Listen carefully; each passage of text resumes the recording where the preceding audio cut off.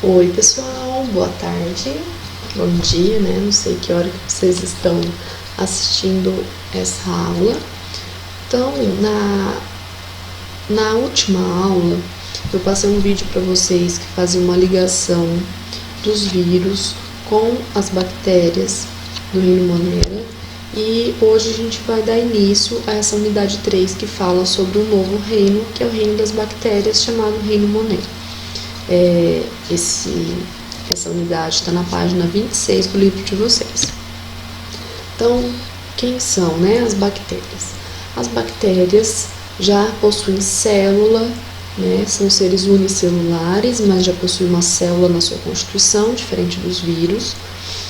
São seres procariontes, ou seja, não possuem núcleo organizado, não possuem membrana nuclear, que era chamada de carioteca. Né? Então aqui vocês podem observar o material genético fica disperso no citoplasma.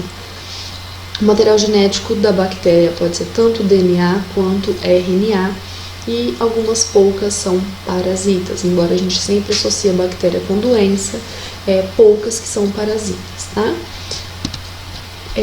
A gente pode classificar as bactérias quanto à sua respiração.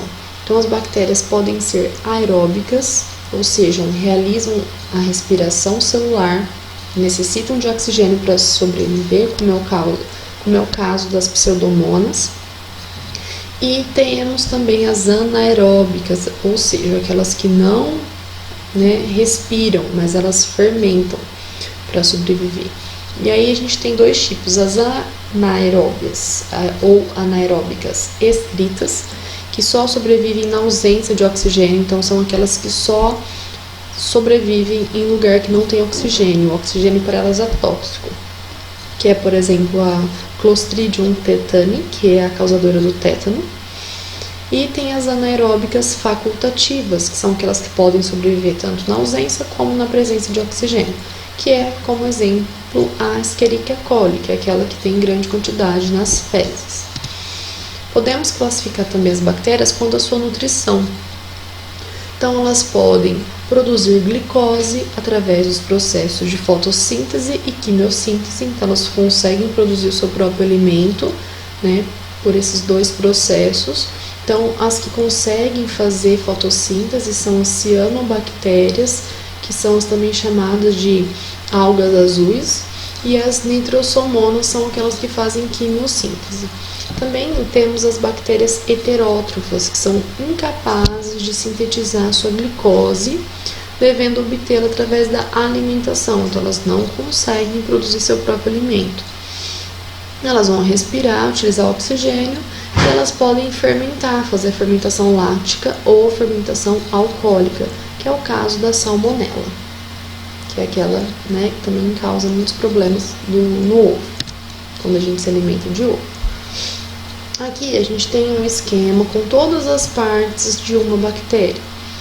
Então, a bactéria ela é constituída por uma camada mais externa chamada de cápsula. Essa cápsula vai auxiliar na proteção da bactéria, principalmente das bactérias que são parasitas, para se defender das nossas células de defesa. Elas possuem parede celular, sim, como os vegetais, mas é uma parede celular com uma outra constituição, não é de celulose, e a membrana plasmática, Então, são 3 revestimentos. Nessa cápsula, ela pode ter fímbrias, que são estruturas curtas, como se fossem cílios, que auxiliam na fixação e também na movimentação das bactérias. Elas podem ter flagelo, que é único, uma estrutura única, que vai auxiliar também na movimentação. Aqui dentro tem o citoplasma, ribossomos, então lembrando que elas não têm muitas organelas, a estrutura é bem simples, então geralmente vai ter muito ribossomos, que é associado à síntese de proteínas. Vai ter um material genético, que a gente chama de nucleóide, não chama de núcleo. Esse material genético pode ser DNA ou RNA, e a gente não chama de núcleo porque não tem uma membrana envoltória aqui, não tem a carioteca, como era chamada, não tem um envoltório nuclear.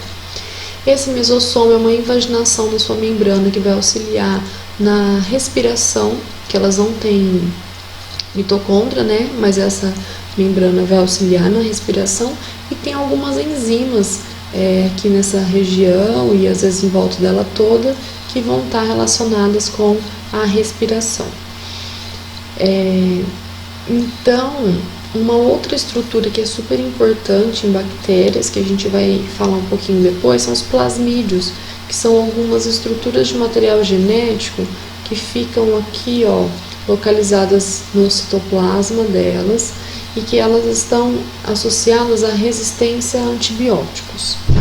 Depois a gente vai falar um pouco sobre isso. Aqui a gente tem várias formas de encontrar, né, bactérias. Então a gente tem cocos, que parecem umas bolinhas. Temos as streptococcus, que são as bolinhas associadas em fitas, né, em coluninhas. Temos os espirillos, né, que são assim. Temos os bacilos, né, que são parece um comprimidinho. Temos os vibriões, parece uma vírgula.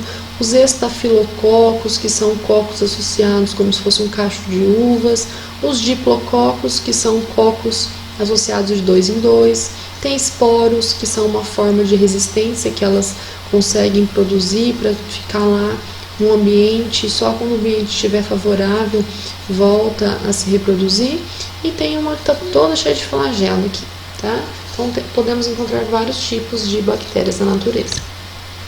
Aqui é uma imagem de microscopia eletrônica de uma bactéria com vários flagelos para movimentação. Aqui temos uma outra microscopia de uma colônia de cocos, né, os streptococcus. Em relação à reprodução das bactérias, elas podem ser classificadas em 2 tipos. Quando tem ou não a variabilidade genética.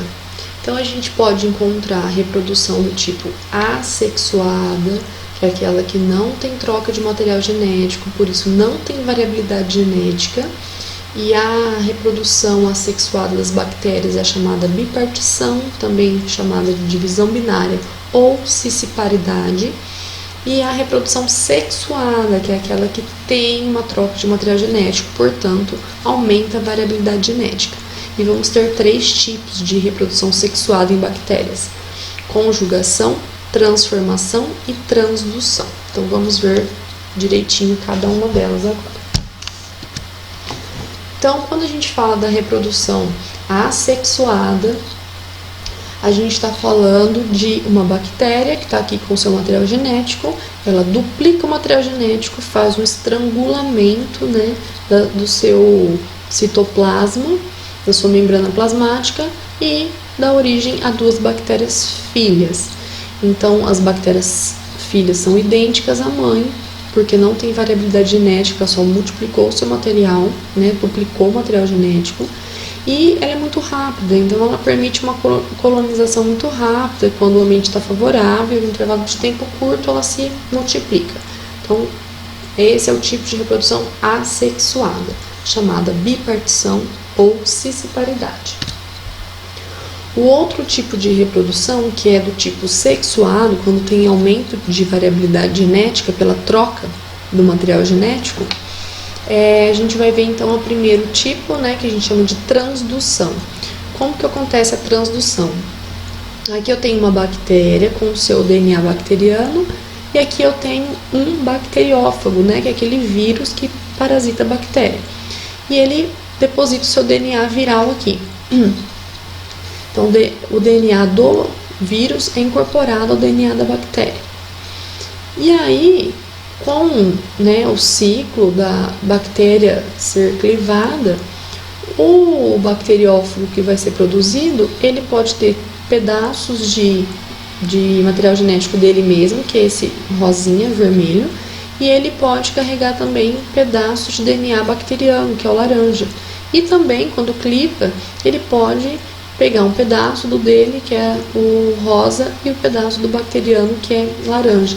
Quando ele vai infectar algum desses vírus formados novos, vai infectar uma outra bactéria, ela acaba depositando esse material genético obtido na bactéria anterior e vai produzindo essa variabilidade genética entre as bactérias.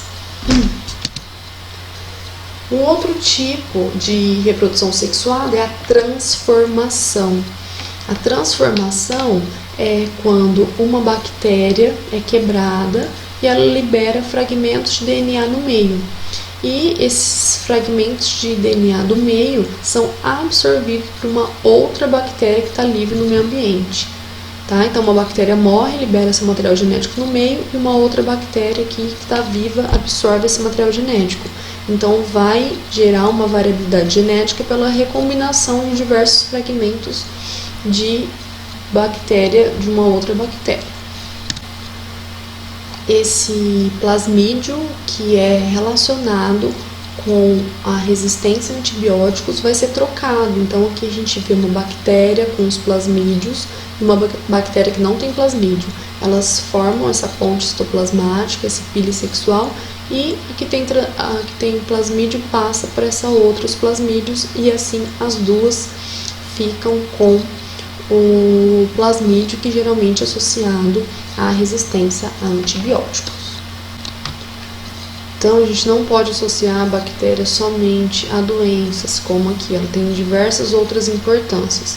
Tem uma importância ecológica, né? Elas realizam fotossíntese, liberam oxigênio, elas podem participar do ciclo do nitrogênio, se associando a raízes para fixarem nitrogênio na planta, como acontece nas micorrizas, que são bactérias associadas às raízes de leguminosas.